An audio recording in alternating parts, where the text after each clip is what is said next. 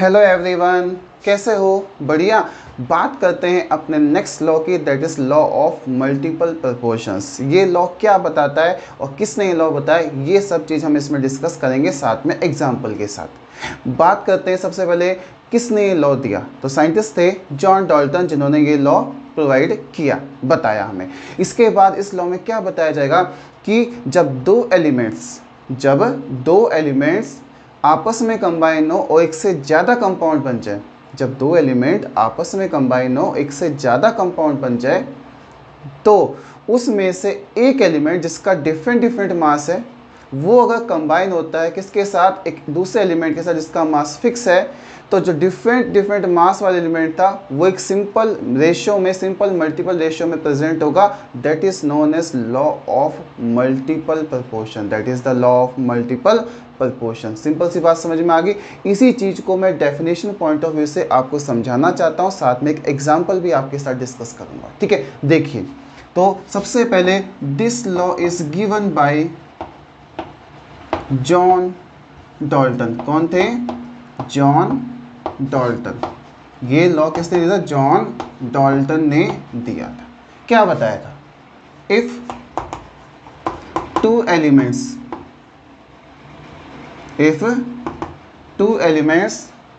combine to form more than one compound, जब दो elements combine होते हैं तो एक से ज़्यादा कंपाउंड बन जाते हैं, then the different mass of one element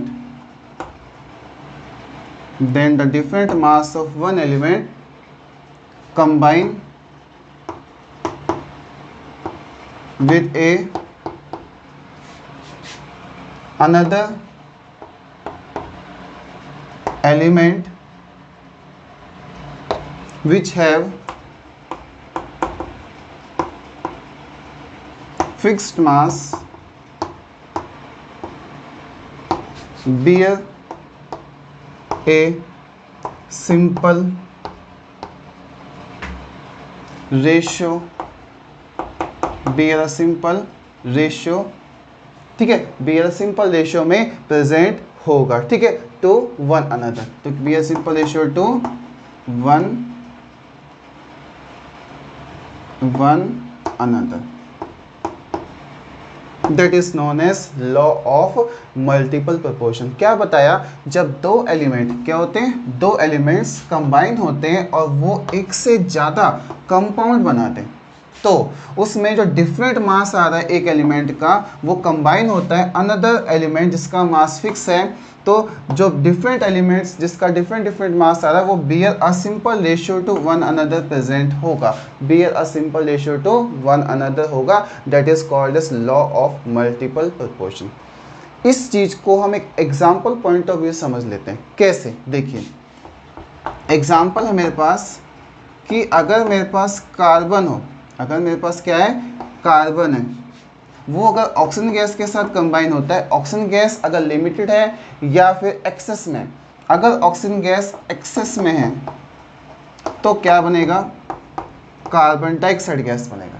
लेकिन कार्बन के साथ ऑक्सीजन गैस अगर कंबाइन होती है, यहाँ पे ऑक्सीजन गैस क्या है, लिमिटेड है, तो क्या बनेगा? कार्बन मोनोऑक्साइड बनेगा। क्या बनेगा? कार्बन मोनोऑक्साइड बनेगा।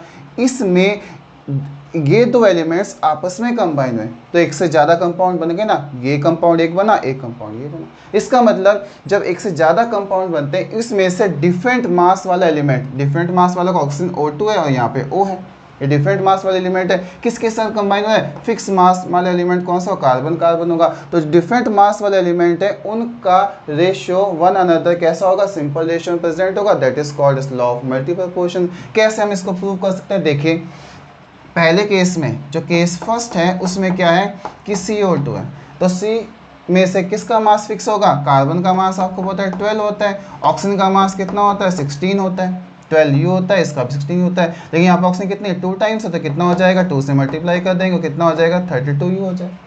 फर्स्ट केस में ये आ गया। अगर सेकंड केस देखें तो CO है, इसमें कार्बन का मास 12 है, ऑक्सीजन का मास कितना होगा 16 होगा। तो देखिए यहाँ पे कार्बन और यहाँ पे कार्बन दोनों जगह मास फिक्स है, तो जो एक फिक्स एलिमेंट है, फिक्स मास वाला एलिमेंट है, उसको छोड़ के जो दूसरे एलिमेंट है वो डिफरेंट मास वाले बेयर सिंपल रेशियो में प्रेजेंट है। कैसे होगा, पहले केस में O2 है और दूसरे केस में ऑक्सीजन है, ठीक है। तो क्या होगा, अगर हम इसका रेशियो बनाए 32/16 तो क्या होगा 16 - 16 32, ठीक है। तो इसका मतलब 2:1 या फिर 1:2 भी कह सकते हैं। अगर हम ऑक्सीजन को ऊपर रख दें, ऐसा कोई केस नहीं कि सेकंड को फर्स्ट से डिवाइड करना है, फर्स्ट को सेकंड से, कुछ भी कर सकते हैं। अगर हम ऐसे करें तो ऑक्सीजन बाई 6 और O2 दैट इज 16/32, तो 1:2 आया, एक सिंपल रेशियो में प्रेजेंट हुआ, that is called as law of multiple proportion. क्या होगा, law of multiple proportion. Simple सी बात समझ में आ गई, जब दो एलिमेंट्स आपस में कंबाइन हो, एक से ज़्यादा कंपाउंड बने जिसमें से एक एलिमेंट का मास डिफरेंट हो, वो अगर फिक्स मास वाले एलिमेंट के साथ कंबाइन होता है तो be a simple ratio to one another present होगा, that is called as law of multiple proportion. एक और एग्जांपल मैं आपके साथ डिस्कस करता हूँ इसी चीज़ को एक्सप्लेन करने के लिए और समझने के लिए। दूसरा एग्जांपल जो है that is the hydrogen and oxygen. किसका है, हाइड्रोजन एंड ऑक्सीजन। अगर हाइड्रोजन और ऑक्सीजन आपस में कंबाइन होते हैं तो क्या बनता है, वाटर बनता है। कई बार हाइड्रोजन ऑक्सीजन आपस में कंबाइन होते हैं तो हाइड्रोजन परऑक्साइड बन सकता है। क्या बन सकता है, हाइड्रोजन परऑक्साइड बन सकता है। अब आपको दिखाई दे रहा है यहाँ पे हाइड्रोजन और हाइड्रोजन का जो मास है फिक्स है, लेकिन ऑक्सीजन का मास तो फिक्स नहीं है। इसका मतलब अगर हम केस फर्स्ट में देखें तो ऑक्सीजन का मास कितना है 16 है, और केस सेकंड में देखें तो ऑक्सीजन O2 है, और इसमें कितना आ जाएगा 16 × 2 कितना हो जाएगा 32 हो जाएगा। इसका मतलब यहाँ 16 है, यहाँ 32 है, तो एक सिंपल रेशियो क्या होगा, H का तो आपको मस्त पता है 1 होता है, यहाँ पे 2 के 2 हो जाएंगे, यहाँ भी 2, यहाँ भी 2, मतलब फिक्स मास है, लेकिन ये इन ऑक्सीजन का मास फिक्स नहीं है। इसका मतलब 16/32 वही क्या आया 1:2, एक सिंपल रेशियो में प्रेजेंट हो गए जो डिफरेंट मास में प्रेजेंट हो, that is the law of multiple proportion. समझ में आ गया, लॉ ऑफ मल्टीपल प्रोपोर्शन क्या होता है, कि इस तरीके से हमें लॉ ऑफ मल्टीपल प्रोपोर्शन को समझना है, और यहाँ आके जो ये हमारा लॉ था ये भी क्या हो गया बेटा, कंप्लीट हो गया। समझ में आ गया, that is the law of multiple proportion. Thank you.